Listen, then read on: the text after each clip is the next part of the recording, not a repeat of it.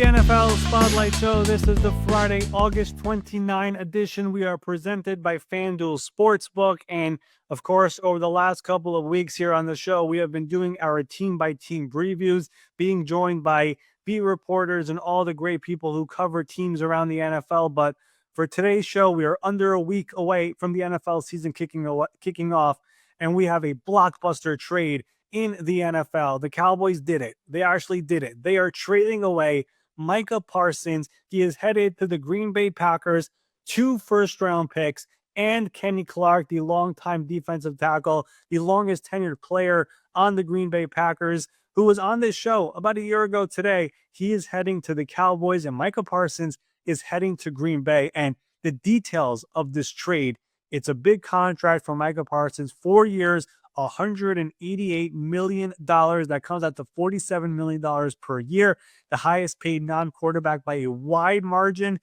TJ Watt, $41 million, was the last record holder. This jumps it by $6 million.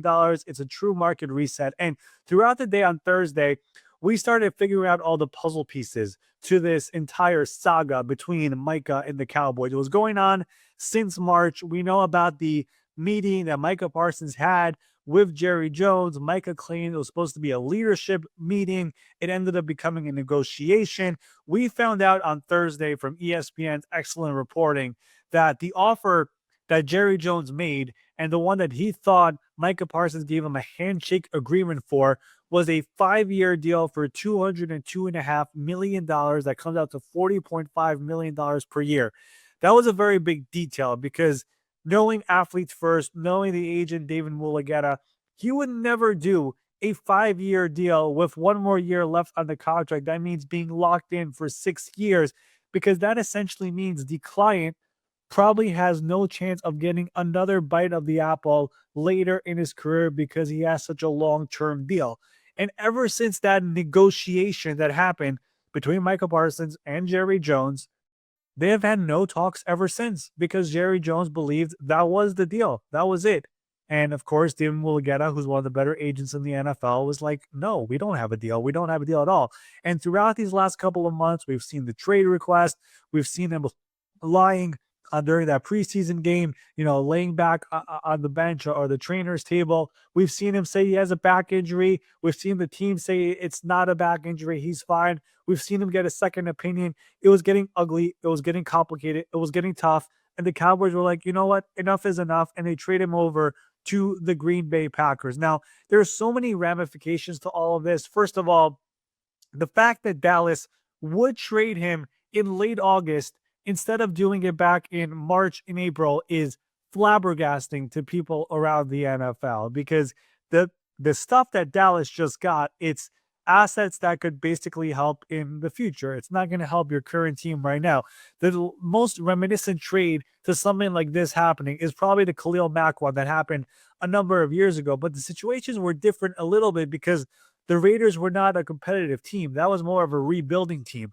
The Cowboys, when you look at this roster, it's very, very top heavy with Dak Prescott, $60 million per year, CeeDee Lamb, $34 million per year. They've paid a bunch of other players. Trevon Diggs makes a lot of money. You look at Osa Odigizua, he makes a lot of money. Terrence Steele makes a lot of money. There are a number of players on this team who are being paid a lot of money. So it's not like you have time over here to rebuild on the fly to move on from Micah Parsons. So if there's ever a time to do it, the time would have been earlier in the offseason when you get a first-round pick in this year's draft. You get maybe better players. You have more teams who could do the trade because they have more money available in their budget that the owner gave to that GM. So that part of it is shocking in all of this. But the other part about it is also just the Packers going out and doing this trade, considering where they are as a roster, believing that they are in a place where they could take that next step. They have a new president, which I have not seen many people mention this. Mark Murphy's out. This guy, Ed Policy, is in. And for this to be the first big move under his leadership as the president is a very big deal for that organization. Brian Gutekunst has done an excellent job. The GM has done an excellent job of the entire transition, going from that Aaron Rodgers era to now going to this era of Jordan Love. Last year in that very difficult NFC North, with a year where Jordan Love had a number of injuries, you make the playoffs. This is the youngest roster in the NFL. We had cut down week this week when all of the initial 53 man rosters were made. The NFL sends this out every single year. Which roster is the youngest in the NFL based on those 53 guys? The Packers were the youngest one. And now you're adding Micah Parsons on top of that to this team. He's, of course, only 26 years old over here, and he now joins this team on that big contract. And really, you look at the entire defense and the players that they have, there's a bunch of former first-round picks, some who have taken the next step, some who they're hoping to take that next step. You have Rashawn Gary, who, of course, they've already paid him a lot of money. He's an exceptional player. But some of the other guys on this team, like a Devontae Wyatt, Quay Walker, Edrin Cooper, Xavier McKinney, of course, had an all-pro year last season. They signed Nate Hobbs in free agency. There are pieces on this team. Lucas Van Ness, a former first-round pick from a couple of years ago. You hope he takes that next step. A lot of young guys on this team, and now you add Micah Parsons as well for Jeff Hafley's defense. He's going to be used in a variety of different ways. So it is an unbelievable trade for the Green Bay Packers. And you look at the NFC, of course, you have the Eagles there. You have the Lions there, who, of course, are going through this time with two new coordinators. It is a wide open NFC. And if Jordan Love takes that next step, has a healthy year, he's basically recovered from that finger injury that he suffered during training camp, this could be a team that will make noise in the NFC. That is not breaking news. Obviously, they were a good team last year, but adding a player like this in the prime of his career should go a long way. As for Dallas, and of course, there's a lot to get to over here with them. The entire way this all unfolded was a very, very odd one. The fact that Jerry was so dug in on negotiating only with the player, not with the agent, which he has done many times before, by the way. He's done it with Tony Romo, Troy Aikman, DeMarcus Lawrence. He tried to do it. He tried to do it with Dak Prescott. He tried to do it with Ezekiel Elliott. He tries to do it with many players. And just so people understand the idea of why he does it, first of all, he tells these players, this is America's team. This is the brand you want to be around. This is the place where your long-term post-football career could be great. Look at all the players we've had over the years who have had a lot of success in broadcasting or in business. Deion Sanders, Michael Irvin, Tony Romo, Troy Aikman, the list goes on and on. That's the message he tries to get to these players when he sits down with them. And then he tries to do a long-term deal, a 5-year deal, 6-year deal. Heck, Tyron Smith years ago signed an 8-year deal. When you do that, you get this beautiful big contract, which looks amazing in the beginning.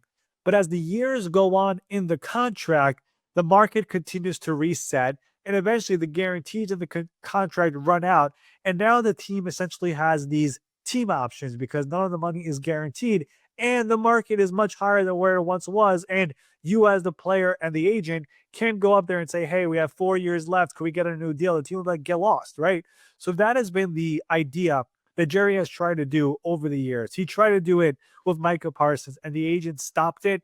And eventually it got very, very ugly at the trade happened. Now, you look at the Cowboys roster, it's still a really good roster. Now it's minus Micah Parsons as well. But the fact that it is very, very top heavy and there are so many big contracts, and it's a different discussion to have, but how they've handled contracts and they've taken their time and they've dragged their feet and essentially they had to overpay.